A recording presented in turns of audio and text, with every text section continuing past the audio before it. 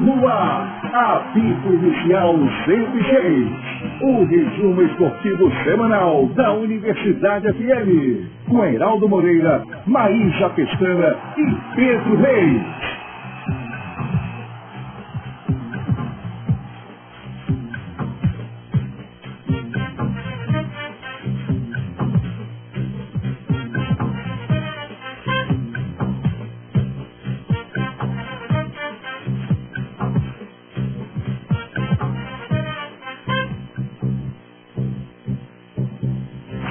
Natália Ribeiro. Muito bom dia ao nosso ouvinte ligado aqui na Rádio Universidade FM. Está no ar o seu apito inicial. Hoje, 30 de novembro. Hoje sim, 30 de novembro, sábado, último programa desse mês de novembro. Já a partir de amanhã, começaremos o mês de dezembro. Já estamos ouvindo as músicas de Natal, já estamos no clima natalino. Como disse aqui a Giza. E hoje eu tenho aqui comigo a querida Socorro Aroshi. Vamos agora para o bom dia dela. Socorro Aroshi. Muito bom dia. Verdade, 30 de novembro. Ela acabou ainda há pouco falando 31. Eu digo, como assim? Esses 31 de novembro, mulher? 30 de novembro, muito bom dia a todos os ouvintes, bom dia Giza, Natália, e amanhã já é praticamente Natal. Mas vamos falar hoje ainda de muito futebol maranhense. Certo, você pode participar aqui do nosso programa, apito inicial, através do nosso WhatsApp, que é o 99217 2647. Hoje, infelizmente, nós não estamos com a live no YouTube, né? Nosso programa não está sendo transmitido no YouTube hoje, por alguns problemas técnicos, mas você pode nos ouvir através do aplicativo Radiosnet e também sintonizar na Universidade FM 106,9, certo? Então mande sua mensagem aqui para o nosso WhatsApp, o 99217 2647. E Socorro, vamos lá começar com o nosso destaque do esporte? Vamos! Destaques do esporte.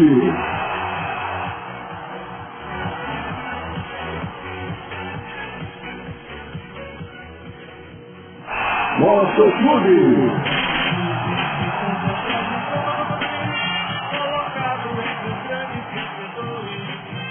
É isso aí, vamos começar falando sobre a equipe motorizada, a equipe do Motoclube. O que nós temos hoje do Moto, Socorro? Olha, Natália, o Moto, ele está aí já na preparação, né? O primeiro time maranhense, né? A despontar já aí na sua pré-temporada de 2025. E aí o Rubro Negro, ele já fez 2 jogos treino nesse ciclo aí de preparação. O Papão do Norte, esse último jogo que ele fez, ele venceu por 2-0 a equipe do Pindaré. O primeiro jogo ele ficou no empate, né? Só empatou, mas o técnico de Augusto falou que esses jogos, né? Esses jogos treinos, é mais mesmo para fazer a avaliação de como estão a parte técnica dos jogadores, parte física também. Então, o primeiro jogo oficial do Motoclube na temporada de 2025 será contra o Retrô, né? de Pernambuco, pela primeira fase da pré-Copa do Nordeste. E essa partida será realizada no dia 4 ou 5 de janeiro. O duelo será disputado, vai ser disputado, né, longe aqui, né, do território maranhense, né, longe aqui da torcida, será lá em Pernambuco, Natália. Exatamente, como a Socorro estava destacando aí, o Moto foi o time que saiu na frente nessa preparação. E quando a gente olha para o calendário do Moto em 2025 e pensando no como o time está se preparando, principalmente para o ano de 2026, porque tudo que o Moto fizer nessa temporada é pensando em ter um calendário mais cheio em 2026. Lembrando que o Motoclube nesse ano de 2025 só tem para disputar o Campeonato Maranhense e a Pré-Copa do Nordeste. Por conta da sua campanha no Campeonato Maranhense desse ano, não conseguiu vaga nem no Brasileiro da Série D, tampouco na Copa do Brasil. Então o Moto precisa estar bem estruturado para esse ano, para principalmente conseguir chegar à final no Maranhense e assim conseguir a vaga no Campeonato Brasileiro, da Série D e na Copa do Brasil. Lembrando que para esse ano de 2025 o Campeonato Maranhense não vai garantir vaga direto na Copa do Nordeste, mas já a gente vai conversar sobre isso. Mas quando a gente vê essa importância do calendário do Moto em 2025, a gente entende por que o time começou o calendário mais cedo, né, Socorro? Por que o time começou essa pré-temporada antes dos outros clubes? Porque esse Campeonato Maranhense é imprescindível para o Moto. É mais importante do que para todo mundo. Porque o Sampaio, dependendo da série que estiver, já vai ter calendário nacional garantido em 2026. O Maranhão também vem realizando um bom trabalho, então praticamente já garante ali uma boa colocação do Maranhense. Mas o Moto, quando a gente olha as últimas temporadas, a gente vê que está vindo um trabalho mais difícil. Mas essa comissão técnica do técnico Zé Augusto e a direção do novo presidente, né, do Vitor Flieger, a gente percebe como eles estão preocupados com o futuro do Moto. E isso é bom, né, a gente está enxergando. O técnico Zé Augusto já falou em entrevistas essa semana também que o Moto tem para disputar ainda 2 amistosos e possivelmente serão com os times lá do Piauí, de onde o técnico Zé Augusto está vindo. Então ele já está articulando amistosos para o Moto continuar essa preparação para disputar esse campeonato maranhense, fazendo 2 amistosos com os times do Piauí. E como você bem frisou, o Moto ele precisa fazer um bom campeonato maranhense para garantir uma agenda cheia em 2026. Porque, como já sabemos, como já falamos, ele só tem a Copa do Nordeste, a pré-Copa do Nordeste, né, que está saindo de fase também, e o Maranhense. Ele precisa fazer um bom campeonato para poder ter uma agenda cheia no próximo ano de 2026. Exatamente. E isso é importante principalmente por conta do retorno financeiro que essas competições dão. A gente sabe que o Campeonato Maranhense não tem pagamento de premiação. O que os times acabam ganhando é com direito de transmissão, mas não é lá essas coisas todas. Então já não tem uma renda vinda do Campeonato Maranhense. Tem a pré-Copa do Nordeste e o desafio que o Moto tem já nessa primeira fase, eliminatória, é muito difícil. Jogar contra o Retrô, lá em Pernambuco, o Retrô que está vindo de ser campeão da Série B do Campeonato Maranhense, é visto como um dos trabalhos mais organizados do Brasil ultimamente. O Retrô recebeu um alto investimento financeiro, construiu um belíssimo centro de treinamento que faz inveja para vários clubes no Brasil e tem feito esse investimento. No ano passado não conseguiu subir de série, porque acabou perdendo para o Maranhão naquele jogo emocionante, mas esse ano não só subiu de série, como foi campeão da Série D. Então a pedreira que o Moto tem já nessa primeira fase da pré-Copa do Nordeste é realmente bem difícil e o time tem que estar bem preparado mesmo para esse primeiro jogo. E lembrando que é jogo único, né? Então tem que vencer, se ficar empate, aí vai ser pelas penalidades. Exatamente. Mais alguma coisa, Socorro, para destacar do Moto? Não, Moto somente. É isso aí, então fica a nossa torcida para a equipe do Moto Clube conseguir que essa pré-temporada realmente surta efeito, né, no jogo do Moto. Porque nos últimos anos o Moto também começou a pré-temporada antes. Sim. Mas só que quando chegou lá na frente não fez nenhuma diferença. Mas essa comissão técnica do Zé Augusto já provou várias vezes que consegue realizar um bom trabalho. Vem de um ótimo trabalho no Maranhão, vem de um trabalho no Sampaio curto, mas que mesmo nesse curto tempo conseguiu o título do Campeonato Maranhense e a gente espera que o técnico Zé Augusto consiga repetir um bom trabalho agora no Moto Clube.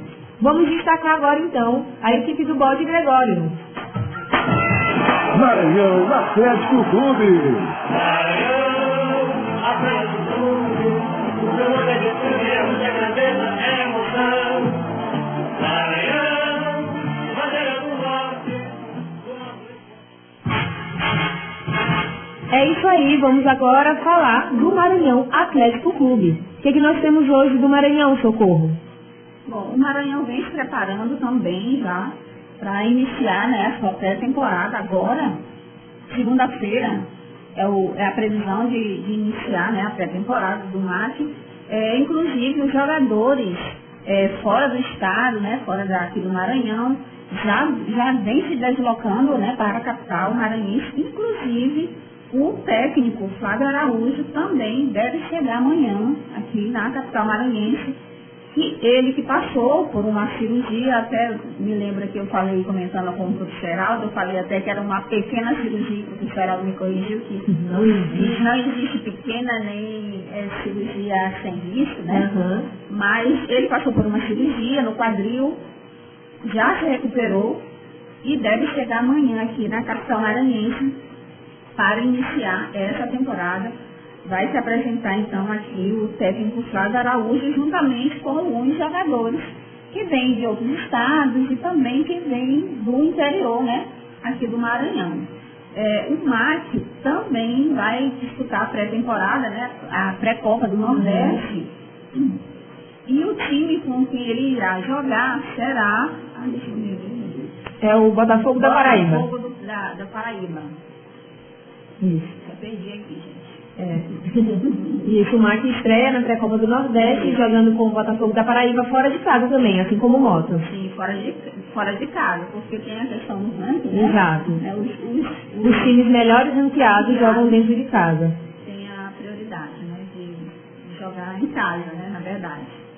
Exatamente. E aí, como a Socorro destacou, o técnico Flávio Araújo deve estar desembarcando aqui em São Luís amanhã e já a partir da segunda-feira, ainda essa semana, né? A assessoria do MAC ainda não confirmou a data exata no início da pré-temporada, mas ainda essa semana agora, essa primeira semana de dezembro, a equipe do MAC deve iniciar essa pré-temporada. E quando a gente olha nos últimos trabalhos do técnico Flávio Araújo, dá uma esperança do MAC vir com bons resultados nesse ano de 2025, ainda mais quando a gente considera o calendário que o MAC vai ter.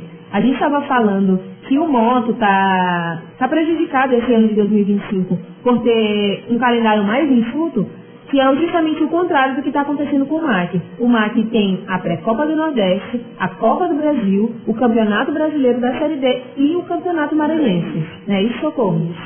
Serão 18 jogos do Campeonato Maranhense, 9 da Copa do Nordeste, aí vai ter a Série D, né? Uhum.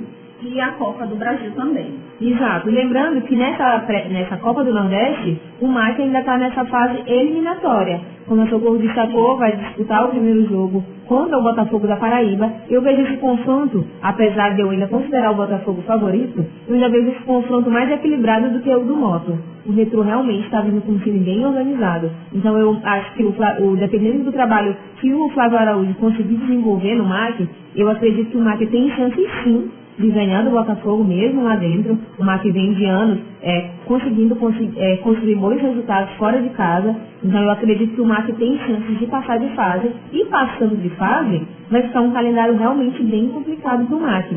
De acordo com o levantamento feito pelo Pedro Reis, nosso querido amigo PP, que ele postou lá na sua página Futebol Maranhão, a estimativa, Socorro, do MAC disputar 31 jogos seguidos entre quarta e domingo. Toda semana o MAC jogando quarta e domingo, quarta e domingo, quarta e domingo. Isso são 31 jogos seguidos, considerando, começando agora dia 4 ou dia 5, o Campeonato Maranhense, depois no dia o Campeonato Maranhense não, 4 e 5, a pré-copa do Nordeste, no dia 12 de janeiro começa o Campeonato Maranhense, já a partir do dia 22 é a fase de grupos da Copa do Nordeste, caso o Maranhão passe. Aí, 19 de fevereiro, começa a Copa do Brasil e já no mês de abril começa o Campeonato Brasileiro da Série D. Então, a preparação que o MAC tem que fazer nessa pré-temporada é de extrema importância para garantir um bom físico dos seus jogadores, para que eles tenham condições de disputar todas essas partidas e de ter um elenco realmente forte, porque não vai ter como ter todos os jogadores titulares em todos os jogos se for seguir realmente esse calendário. Então o MAC tem que fazer essa preparação bem forte, né, Socorro? Sim, porque ele tem que pensar justamente nesse estreitamento aí, porque ele vai ter pouco tempo para se regenerar, né, esses jogadores. Então, tendo também um banco forte, já vai ser uma garantia aí para os times, porque vai ficar muito apertado. Como é que assim falar de logística, na logística de viagem, né? Sabe como é essa de logística, custo, transporte para se deslocar de um local para outro. E aí acaba ainda, a gente fala muito nessa tecla aqui do Campeonato Maranhense, que os clubes ficam, né, postergando, esticando aí o campeonato, que vai pedindo mudança de horário, mudança de estádio, e aí por aí vai, né? São vários problemas. Destaquei realmente esse ponto nos dias esportivos dessa semana, que o Campeonato Maranhense acaba ficando menos valorizado, né, pelos times daqui. Quando o MAC, por exemplo, tem uma Copa do Nordeste ou uma Copa do Brasil para disputar e coincide ali jogos próximos do Campeonato Maranhense, e a gente já viu isso acontecer várias vezes, o time acaba pedindo para a FMF: ei, remaneja esse meu jogo aí, coloca ele para depois. E pode acabar acontecendo o que aconteceu esse ano, que o Campeonato Maranhense, que é para acabar em março, foi acabar em junho, de tão prolongado que foi esse Campeonato Maranhense. Além de ser já o maior em número de datas, porque nenhum outro estado são 18 datas, só aqui no Maranhão, por essa decisão da FMF, que por conta do regulamento que adotou no ano passado, vai ter que seguir esse ano de novo, que todos os times se enfrentam na fase de grupos, com jogos de ida e volta, depois os 4 melhores colocados passam para a semifinal, para ir disputar a final. Isso não acontece em mais lugar nenhum, só aqui no Maranhão. E acaba prolongando esse calendário, que já é bem complicado nos times aqui do nosso estado. Então a gente vai ver que o MAC vai ter essa dificuldade aí. Vamos ver como é que essa comissão técnica do Flávio Araújo vai se preparar. Aproveitando esse gancho que a gente estava falando aqui do calendário, a FMF lançou o regulamento do Campeonato Maranhense desse ano de 2025. E antes da FMF publicar o seu regulamento, a CBF enviou um documento para as federações dos estados aqui do Nordeste, informando que os campeonatos estaduais não garantiam mais vaga direta para a Copa do Nordeste, porque como que acontecia nos anos anteriores, o campeão já garantia vaga direta na fase de grupos, como aconteceu com o Maranhão no ano passado e com o Sampaio esse ano, que foi direto para a fase de grupos da Copa do Nordeste. Mas a CBF disse: não vai garantir mais e os critérios sou eu que vou decidir. Que critérios são esses? Não foram ditos. Não foram ditos, ninguém sabe. Mas ela teve que divulgar antes das federações publicarem seus regulamentos, porque justamente quando a FMF publicou o regulamento, está lá, Copa do Brasil, campeão, Copa do Brasil, campeão e vice-campeão. Série D, campeão e vice-campeão. Copa do Nordeste, critérios adotados pela organização, pela entidade organizadora. Não tem como saber. Eu não consigo imaginar, eu fiquei pensando essa semana inteira, quais critérios a CBF pode adotar para colocar um time de um estado na Copa do Nordeste que não seja o campeão. Porque, em tese, o campeão do campeonato estadual é o melhor time do seu estado. Sim. Né? Então, isso vai garantir um campeonato, a Copa do Nordeste, mais disputado. Porque vão ter os melhores times de cada estado disputando entre si. Essa não é a lógica? Ou então, depois pega o ranking também. Então, se esse time está bem ranqueado, ele é um dos melhores do seu estado, então vai garantir bons resultados, boas partidas na Copa do Nordeste. Como a CBF vai adotar esses critérios para definir quem vai disputar essa competição, eu realmente não consigo imaginar ainda. E que critérios são esses, né? Que é a questão.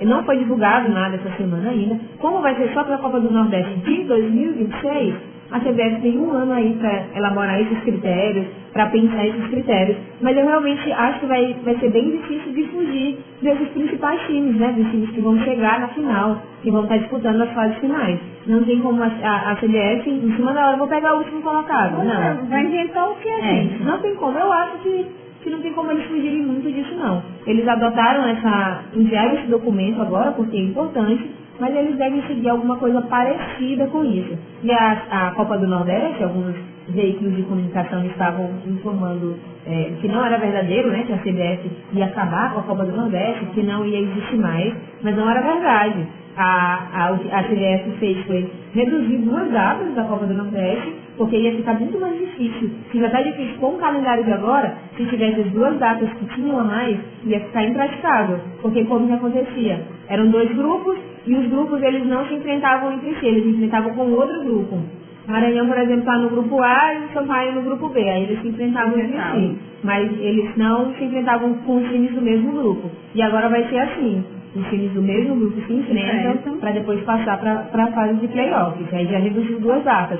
E é um campeonato importante pelo retorno financeiro, pela história também, né? Pela tradição do campeonato, ter os times do Nordeste aqui disputando, na minha opinião, não deve acabar mesmo. Mas precisa passar por ajustes. Agora é aguardar como que a CBF vai definir esses classificados aí para a Copa do Nordeste de 2026. Mais alguma coisa do Maranhão? Não, somente. Então agora a gente vai falar da Bolívia querida.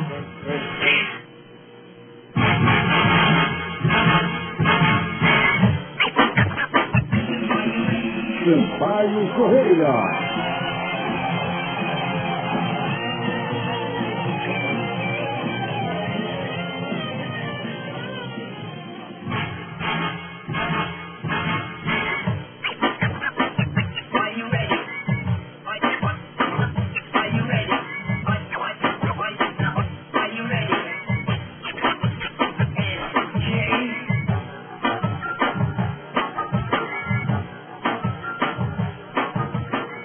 Vamos lá, Socorro, falar sobre a Bolívia querida e informação de última hora. Acabou de chegar a informação aqui no grupo do Sampaio, que eles postaram nas suas redes sociais há 7 minutos, informando que a apresentação do elenco vai ser realmente nesse domingo, dia 1º de dezembro, às 12 horas. Então acabou o mistério. Finalmente teremos informações do Sampaio e amanhã, nesse domingo, dia 1º de dezembro, a partir das 12 horas, o Sampaio vai fazer a apresentação da sua equipe para o ano de 2025 e essa apresentação vai ser na TV Sampaio, né? Um vídeo, uma live lá na TV Sampaio. Tá aqui, ó, a mensagem diz assim, ó, data marcada, Universo Tricolor. Domingo, 1º de dezembro, temos um encontro marcado na TV Sampaio para a apresentação da Bolívia Querida para 2025. Nesta edição especial do Sampaio em Foco, você terá todas as informações sobre o elenco boliviano, como o Sampaio está se preparando para as competições do ano que vem e muito mais. Então, o que estava sendo especulado durante toda essa semana, e até com fontes que eu tive contato lá no Sampaio, era de que tudo isso ia acontecer na segunda-feira, dia 2. E aí começou a ventilar essa informação que o presidente Sérgio Frota deu numa entrevista lá em São Paulo, quando ele estava participando de um seminário da CBF, de que ele falaria no domingo, 1º de dezembro. E aí eu fiquei tentando confirmar essa informação, que agora foi confirmada aqui, através da assessoria do clube, de que realmente ele vai falar dia 1º de dezembro. Mas a gente vai fazer agora um pequeno intervalo e na volta a gente vai falar mais sobre a Bolívia querida, o Sampaio Correia.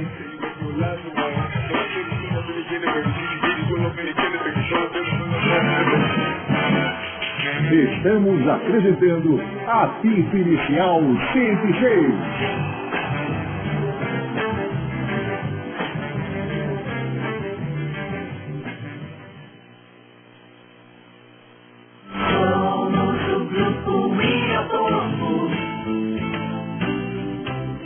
Cantamos catequese, cantamos alegria, cantamos esperança. Nós somos o grupo Ir ao Povo! E essa é a nossa nova música escrita pelo Padre Zezinho! Ouça agora mesmo nas plataformas digitais.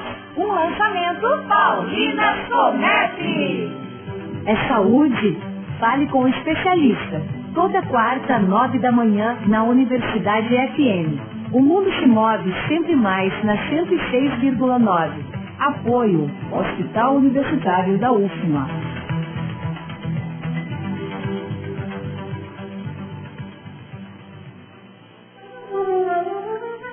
Ministério da Cultura e Instituto Cultural Vale apresentam Choros, Valsas e Outros Lirismos Brasileiros, com Heloísa Fernandes ao piano e Toninho Carrasqueira na flauta. 2 músicos de carreira internacional em um passeio por formas musicais que traduzem profundamente a alma brasileira. Venha conferir. A entrada é gratuita.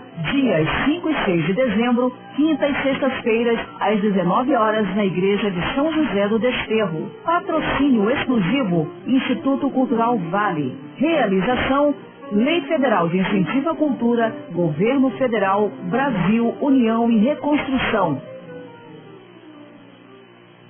Em cumprimento à lei vigente sobre segurança de barragem, as defesas civis estadual e municipal, com apoio da Alumar, promoverão simulado de emergência no dia 30 de novembro de 2024, sábado, a partir das 8 horas, na área de resíduos de Valtita da companhia. O exercício envolverá somente colaboradores e faz parte do Plano de Ação de Emergência PAI da Alumar. Durante a ação, um helicóptero do Centro Tático Aéreo sobrevoará a área. Reforçamos que as estruturas da Alumar continuam seguras como sempre estiveram durante todos esses anos de atividade.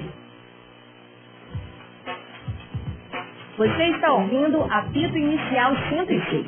Logo mais, na Universidade FM, meio-dia, o Samba Pede Passagem. 2 horas, Super Tarde 106.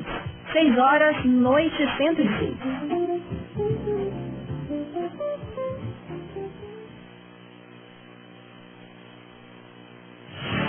Conheça a jornada de alfabetização em municípios do Maranhão, destinada a ampliar a inclusão social e a qualidade de vida de jovens, adultos e idosos em municípios do estado por meio da alfabetização. Cidades contempladas: São Pedro dos Crentes, Sambaíba e Nova Colinas. Um projeto viabilizado pelo Convênio de Cooperação Financeira entre Fundação Banco do Brasil e Fundação Sousandrade e pelo Acordo de Cooperação Técnica entre Fundação Sousandrade e Secretaria de Estado da Educação. Uma iniciativa para o fortalecimento da educação em nosso país. Para você que quer ter um consumo consciente, a dica Max de hoje é: utilize sua conexão para praticar sustentabilidade. Com a facilidade da troca de informações da internet, é possível enviar documentos virtualmente, sem a necessidade do uso e desperdício de papéis. A Max abraça essa causa e substitui a fatura impressa pela digital. Assim, menos papéis são descartados, sem prejuízo à natureza e aos nossos clientes. Hashtag Fique Ligado. Hashtag Siga as Dicas e conecte a Max. Quer se destacar em uma área em constante crescimento? Faça a pós-graduação em Medicina do Trabalho na Faculdade Laboro. Aulas presenciais ou online ao vivo. Escolha como estudar sem abrir mão da qualidade. Domine uma especialidade essencial para grandes empresas, com um mercado repleto de oportunidades. Agora é a sua vez de avançar na carreira. Pós-graduação em Medicina do Trabalho é na Faculdade Laboro. Matrículas abertas. Acesse laboro.edu.br e garanta sua vaga.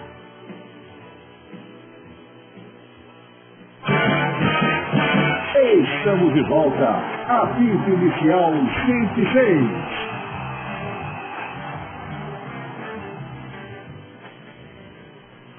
Natália Ribeiro.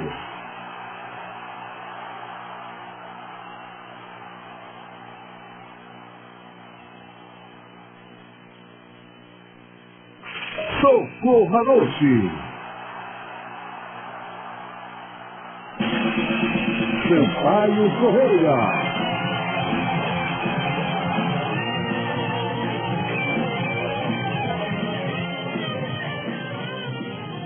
É isso aí, voltando aqui com o seu apito inicial 106 na sua rádio Universidade FM. E no último bloco, Socorro, a gente estava falando, né, começou a dar as informações sobre o Sampaio e vamos dar continuidade agora. Como eu destaquei, o Sampaio fará a apresentação do seu elenco para 2025 amanhã, a partir das 12 horas, em uma live, em um programa Sampaio em Foco, no canal do YouTube da TV Sampaio. E finalmente, depois de tanto tempo, o último clube aqui da capital vai se manifestar falando sobre essa temporada de 2024, pelo menos é isso que eu espero do presidente Sérgio Frota. Não tem como a diretoria do Sampaio se calar sobre o que aconteceu no Sampaio nesse ano. Porque desde que o Sampaio foi rebaixado, e é bom a gente frisar aqui, tá essa disputa no STJD, para saber se fica ou não fica, mas até então o Sampaio está rebaixado. O Sampaio está na Série B. Pode ser que isso mude, dependendo do que o STJD decidir. Mas até o momento o Sampaio é um time rebaixado e vem de 2 descensos consecutivos. Então é uma coisa que a diretoria precisa explicar. Não tem como ficar assim, aconteceu, vamos seguir. como se nada estivesse acontecendo, né? Vamos apresentar aqui o elenco de 2025, a gente espera ser um time campeão. Não, vamos começar explicando o que aconteceu. Na conversa que eu tive com o presidente Sérgio Frota, da vez que ele foi prestar depoimento sobre o caso do Jonathan Varela, ele falou de alguns jogadores que se venderam, até tá essa investigação da Polícia Civil, né, sobre o Jonathan Varela e o Rafael Luiz, mas ele precisa assumir as responsabilidades da diretoria também.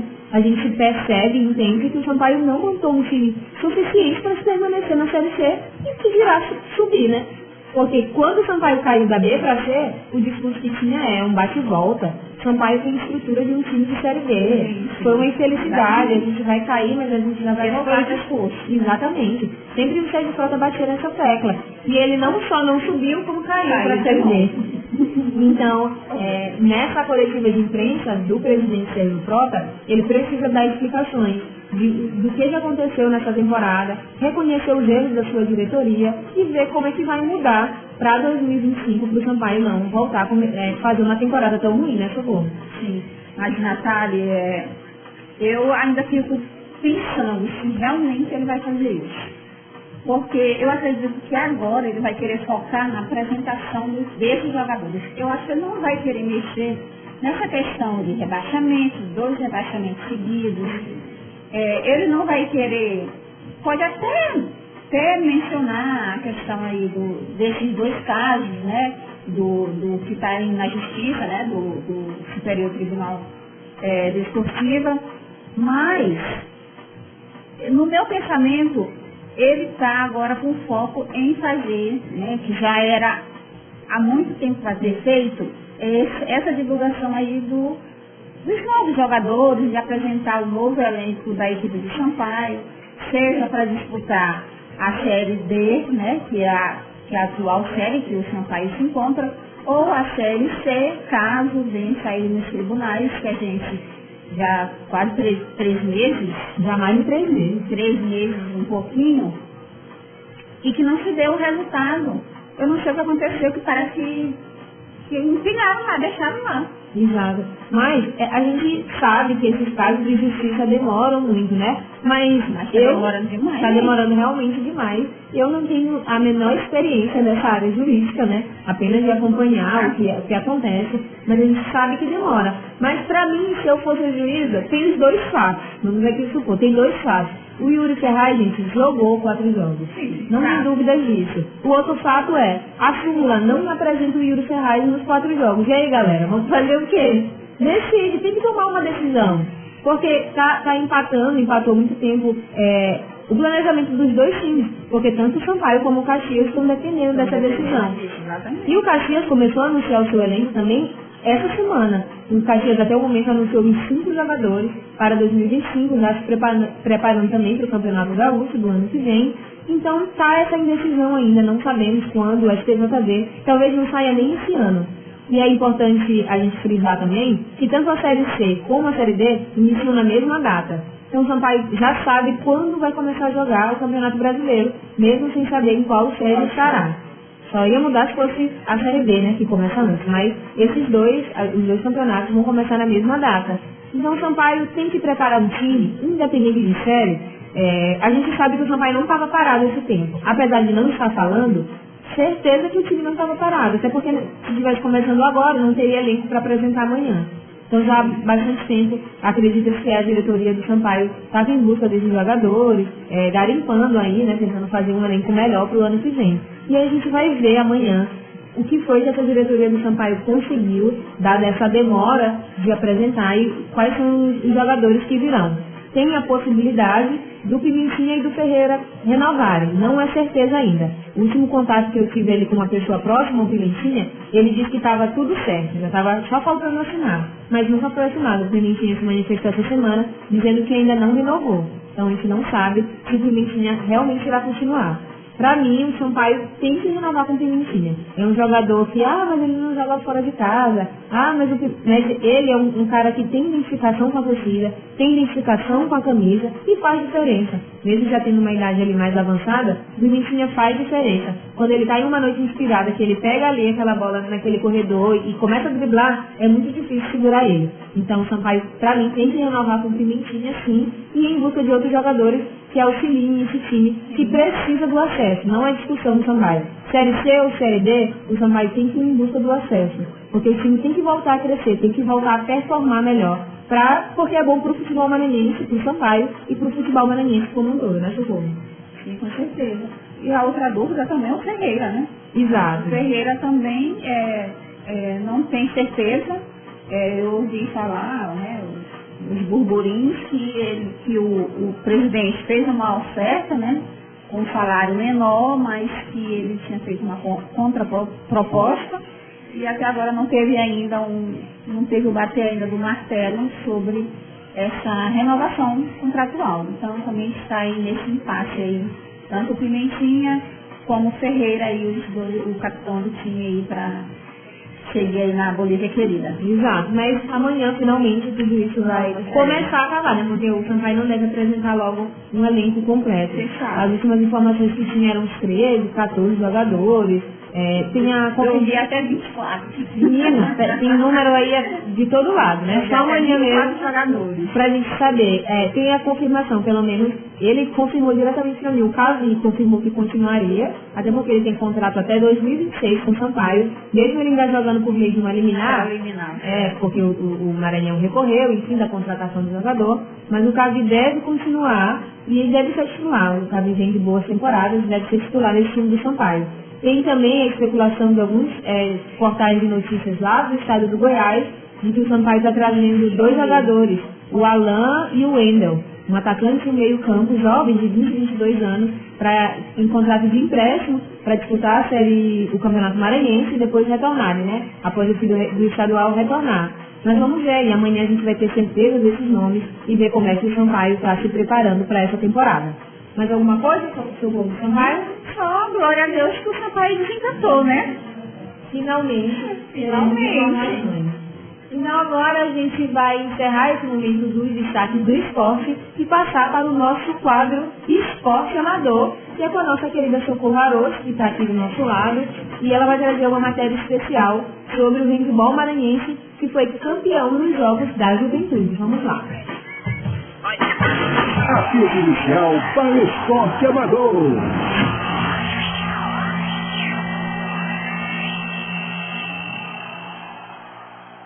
Olá pessoal, o Maranhão é campeão com a equipe de handebol da Escola Barbosa de Godóis nos Jogos Escolares da Juventude 2024, realizado em João Pessoa, na Paraíba. Os Jogos da Juventude reuniu mais de 4.200 jovens atletas entre 15 a 17 anos, dos 26 estados e o Distrito Federal, ao longo de 16 dias de competições. O evento é realizado desde o ano de 2000 pelo Comitê Olímpico do Brasil. São 18 modalidades disputadas nos Jogos da Juventude. Entre as coletivas estão o basquete, voleibol, vôlei de praia e o handebol. A equipe feminina de handebol da Escola Barbosa de Godóis fez bonito e conquistou a medalha de ouro na competição. As meninas venceram todas as 5 partidas e disputaram a final contra a equipe do Distrito Federal. O jogo não foi nada fácil para os maranhenses, já que a equipe teve 2 desfalques logo no início da partida com suas 2 melhores jogadoras, após situação do tornozelo. Mas a equipe conseguiu, com as suas substituições, manter o nível e no final da partida, a jogadora Flávia Alessandra, mesmo machucada, entrou para fazer a diferença e fez o gol da vitória. O professor e treinador Eduardo Teles, ainda eufórico com a vitória, narrou um pouco toda a trajetória da conquista. Amigos do Apito Inicial, bom dia aos amigos aí da Rádio Universidade. Estamos aqui muito felizes com a conquista dos Jogos da Juventude, os jogos de 15 a 17 anos, das meninas do handebol feminino. O Barbosa de Godóis, representando o nosso estado, Maranhão, venceu na final o Distrito Federal por 26 a 25. Na semifinal, a gente ganhou do time de Rondônia, por 39 a 21. Já nos jogos da chave, nós ganhamos do time do Amapá, do Ceará, e de Roraima. Na verdade, hoje a gente teve uma certa dificuldade, porque as duas jogadoras nossas mais fortes torceram o tornozelo logo no começo do jogo, mas as meninas que estavam em quadra, que substituíram elas, tiveram uma atuação magistral. A gente controlou o jogo o tempo todo. Teve um momento do jogo que elas passaram, o time do Distrito Federal passou 4 bolas, e em 3 minutos nós conseguimos empatar o jogo e passar dois gols à frente, já no final do jogo.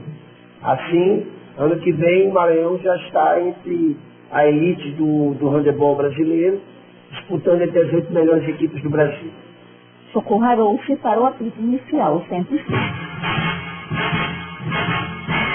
Sim, aí a matéria da nossa querida Socorro Arouche, falando aí sobre essa conquista do Barbosa de Godóis, um time já tradicional no handebol feminino aqui no nosso estado, e é muito bom a gente ver jogadoras maranhenses, atletas maranhenses, meninas ainda, né? Sim, a de 15 a 17 anos. E a gente sabe, até pelas referências que elas têm aqui da Ana Paula Rodrigues, que já joga na seleção brasileira há muito tempo, que começou também jogando aqui em São Luís e hoje está brilhando no mundo, e elas têm essa referência nela, né? E a gente espera já ver essas meninas como referências para outras atletas aqui do nosso estado, né? Isso, Socorro? Exatamente.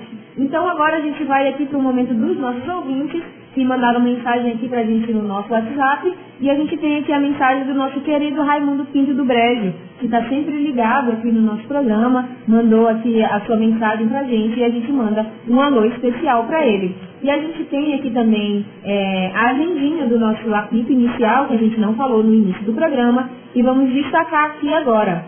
Na nossa agendinha a gente tem o advogado José Luiz, o craque Vitor Negreiro, o engenheiro Adolfo Rocha, o professor Paulo Barros, que está sempre ligado aqui no nosso programa também, o repórter esportivo Pedro Vitor e o sargento Henrique Santos. Então, um alô especial para esses nossos ouvintes aqui da agendinha, e um alô especial também, Socorro, para o meu querido ouvinte Aminadab Ribeiro, que está sempre ligado, acompanhando os programas, está sempre ligado aqui no apito inicial também, e um alô para ele lá da oficina Tubarão. Pai dela?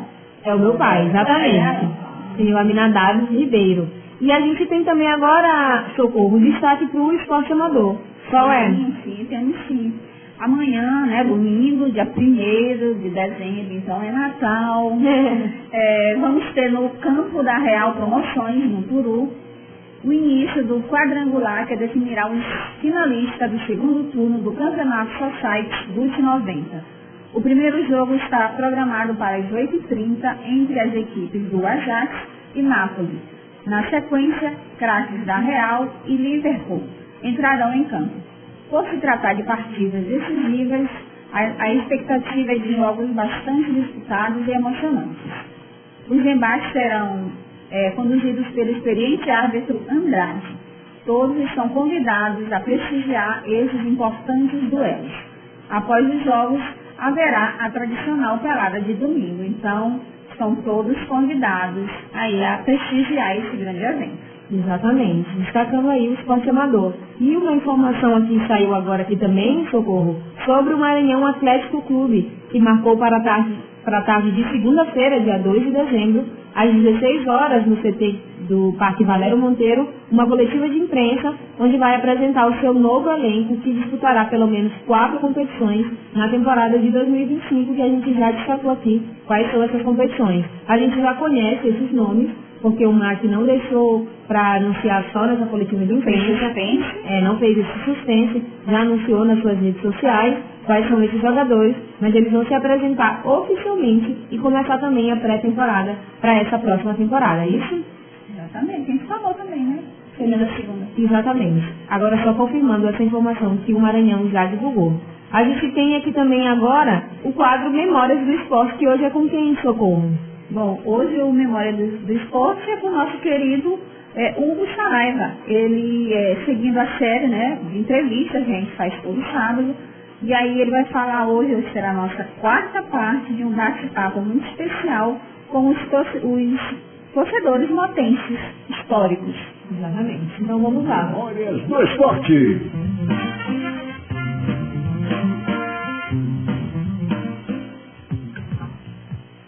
dos melhores elencos do motoclube aí durante as suas idas aos jogos do moto.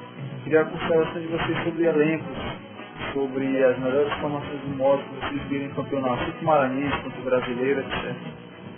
Olha, Hugo, bem diferente do que se vê hoje, né? Infelizmente o moto nessa situação, mas a gente acredita que vai melhorar. Nós estaremos aqui, né, Adolfo? Estaremos de pé, batendo no peito, dizendo que nós nunca abandonamos nosso clube, né? Eu vi grandes jogadores, né? Posso citar vários, inclusive, posso citar jogadores conhecidos nacionalmente, né? Como o goleiro Milagres, né?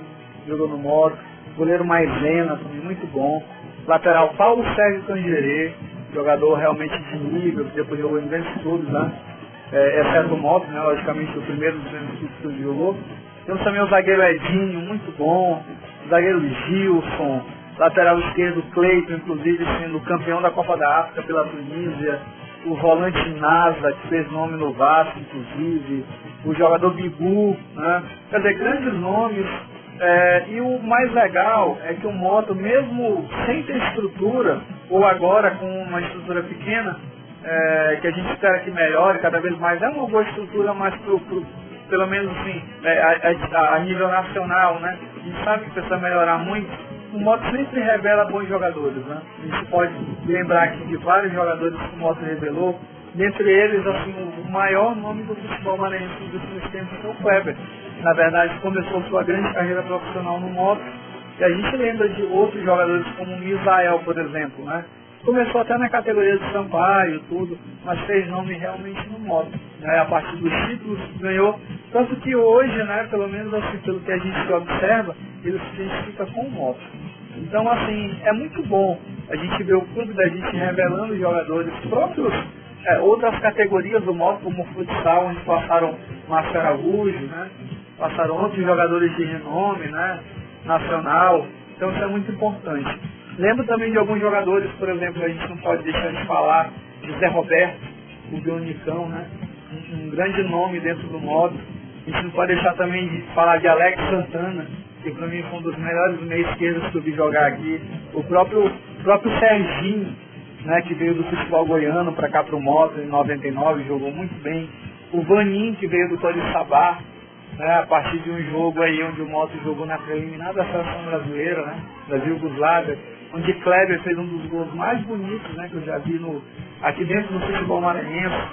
Lembro também muito, que eu não posso deixar de lembrar, um cara que eu, assim, de ver ele jogar na década de 90, Hélio, conhecido como Hélio Maranhense, do futebol do Pará, que jogou muita bola. Na esquerda, Zé Filho, e dentre outros, né, como o Zequinha, um canhão do Chirirical, muito bom lateral direito. E eu quero, inclusive, lembrar de um jogador que para mim foi muito injustiçado, né?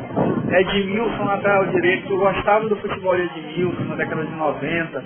Tivemos também na década de 90 grandes nomes como Araújo, lateral direito, Paulo César, coração de leão, grande zagueiro. Lembro que o América de Natal era sempre uma pedra no caminho do moto em 95, um escanteio cobrado lá no Miozinho Santos, para quem, aquele lado da Catu, da Paixão Cearense. Paulo César, coração de leão, matou no peito, no estilo, né, matou com carinho, com afeto e mandou no fundo do gol do América de Natal. Sempre uma pedra no nosso sapato. E assim, são muitos jogadores, né, a gente acaba logicamente cometendo injustiças. O próprio Misael, quando entrava, né, geralmente no segundo tempo, com aquela raça, com aquela garra, né, característica do moto, sempre superando. O moto sempre foi um time de superação, um time onde, assim, geralmente tinha muitas coisas contra, né, para que vencesse os títulos das partidas, mas sempre se superou. E o moto é isso, a camisa rubro-negra, a camisa motorizada, como diziam os antigos, né, do rubro-negro da Fabril. A gente tem um amor incrível, e é uma característica própria do clube, é a raça. Isso só traz uma satisfação para a gente falar do nosso clube nesses momentos tão inesquecíveis com esses craques que passaram pelo moto. O Wander falou muito bem aí dos jogadores que passaram pelo moto, e tem alguns a acrescentar. Desde a época de Mazolinha também, Juari, veio da Itália, veio do Santos, jogou muita bola aqui no moto. Não dá para deixar de falar de Marreta, zagueiro. Marreta é um ícone, né? Vou repetir alguns que o Wander falou, Zé Roberto, Zequinha, Caio, campeão do mundo, Caio pelo Grêmio, jogou muita bola no moto, Jânio também, Paulo César, Coração de Leão, muito bom jogador. Milagres também foi o melhor goleiro que passou pelo moto.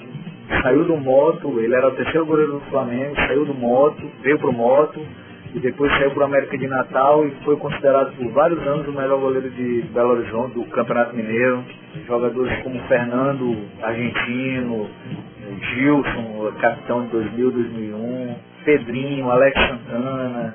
É impossível não lembrar também de Israel, lateral direito, campeão 2000 pelo moto, Cosme, Jack Jones, todos esses marcaram história pelo moto. Essa é uma injustiça, né? Adolfo lembrou e a gente vai conversando, vai lembrando. Inclusive eu tenho ele até no meu Facebook, Israel. Eu passei a respeitar muito esse cara desde 2000, aquele primeiro passo, o primeiro gol de Jack Jones. E a identificação dele com moto, né? A gente sabe da crise que o moto viveu em 2001, e mesmo assim ele esses caras jogando, né? Bem como outros jogadores que a gente acaba também lembrando, né? Como o caso de Jack Jones, uma pessoa que inclusive, né, Hugo, através do lançamento do seu livro, eu tive o prazer de conhecer esse camarada, conversar, bater um papo, nunca tive a oportunidade, uma pessoa que realmente, assim, trouxe uma alegria muito grande na minha vida. Porque não falar da década de 2000 é complicado, né? Aquilo que ele fez em 2000, algo realmente maravilhoso, né? Que marcou muito na minha vida. Afinal de contas eram 11 anos, né, de jejum. E jogadores realmente maravilhosos. Jogadores que a gente sente que passaram pelo moto e se identificaram com a camisa rubro-negra, que é mais importante. E relembrando grandes craques, vocês citaram 3 nomes, fizeram parte da história do nosso clube em 3 gerações diferentes. Foi o Zé Roberto, foi o Jack Jones e foi o Kleber Pereira. Na opinião de vocês, quem foi o melhor ou não há distinção? É uma pergunta muito difícil essa, viu? Eu acho que não dá pra dizer quem foi o melhor não, mas cada um teve, até porque cada um tinha um estilo próprio, 3 centroavantes, né, matadores, mas com algumas diferenças características. Zé Roberto, é impossível pensar no moto e não lembrar de Zé Roberto. Zé Roberto, Pionicão, Bob Explosão, esse cara deu muita alegria pra gente. Ali naquele Castelão, eu lembro muitos jogos, aquele centroavante matador que você olhava pra ele assim, né? Assim, aquele corpo avantajado e tudo. Aí você não tem muita habilidade, meu amigo, aquele cara sabia colocar a bola pra dentro do gol. Sabia como ninguém. Era um centroavante mesmo, matador, trombador, raçudo, e que ele com certeza levava uma moto no coração. A gente dava pra ver isso aí pela forma como ele atuava, e também após ele ter terminado a carreira por já várias declarações que ele deu. E é um cara que realmente marcou história no moto. Tá aí o Memória do Esporte com o nosso querido Hugo Saraiva, e agora a gente vai para o Tempo de Opinião com o nosso querido Paulo Pellegrini, falando sobre algumas quedas marcantes de rendimento nesse ano de 2024. Tempo de Opinião.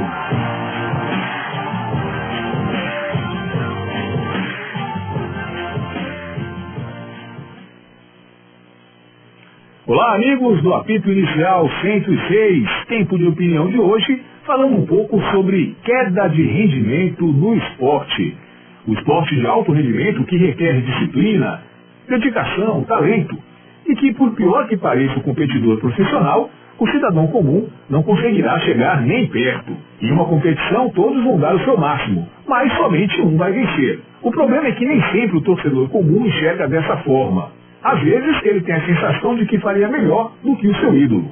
E 2024 foi pródigo em exemplos de flagrantes quedas de desempenho que chamaram a atenção. Seja por perda de concentração, por planejamento inadequado ou aposta na sensação de que está tudo bem, o fato é que o ano termina com pelo menos 3 casos emblemáticos, desses que passam a impressão que o profissional ou os profissionais envolvidos simplesmente desaprenderam. Vamos começar pela Fórmula 1. O piloto mexicano Sérgio Pérez. Para quem acompanha as corridas, sabe que se trata de um piloto rápido, competente, combativo, mas que nessa temporada foi um desastre. Atuações decepcionantes que comprometeram o título de construtores para a equipe Red Bull. Por conta de sua baixíssima pontuação, pela primeira vez desde 1983, a equipe campeã de pilotos pode terminar a temporada em um terceiro lugar no Mundial de Construtores. O segundo exemplo é o Palmeiras. Todas as qualidades dos últimos anos que tornaram o time vencedor parece que desapareceram. Hoje o Palmeiras tem uma defesa vulnerável, sumiram as jogadas ensaiadas, a intensidade baixou, jogadores caíram drasticamente de rendimento e o próprio técnico parece não mais saber como achar soluções. Não fosse uma ou outra individualidade, o Palmeiras estaria no meio da tabela do Brasileirão. Por fim, um exemplo local, o Sampaio Corrêa. Com exceção de uma ou outra partida, o ano todo foi de futebol ruim. Péssimas escolhas, elenco abaixo das tradições e ainda o constrangimento de suspeição de jogadores em lances bizarros. Claro, tudo isso acabou culminando em um segundo rebaixamento consecutivo. Vocês podem dizer que Palmeiras e Sampaio pelo menos levantaram taças em 24, assim como Sérgio Pérez chegou 4 vezes ao pódio. Mas estamos falando aqui de desempenho, de performance, não de resultados. Daquilo que enerva o torcedor, o que ele vê, o que ele sente. E você, amigo do apito inicial, se lembra também de outro caso em que o profissional parece ter desaprendido em 2024? É isso, amigos, esse foi o Tempo de Opinião de hoje aqui no Apito Inicial 106. Tá aí o comentário do Paulo Pellegrini falando sobre essas quedas de rendimento observadas em várias modalidades, né, no automobilismo, no esporte, e ele destacou agora nesse Tempo de Opinião. Então nós estamos encerrando o nosso apito inicial desse sábado, 30 de novembro, não vou errar mais, 30 de novembro. Foi um prazer, Socorro, passar esse tempo aqui falando sobre o nosso esporte maranhense e destacando aí essas novidades para essa próxima semana.